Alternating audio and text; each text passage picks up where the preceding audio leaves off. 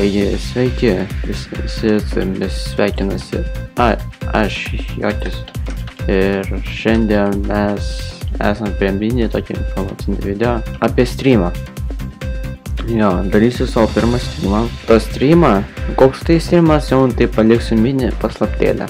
Kol kas nesakysiu, nes tada bus nelabai įdomu. O kada streamas? Streamas bus apie 17:30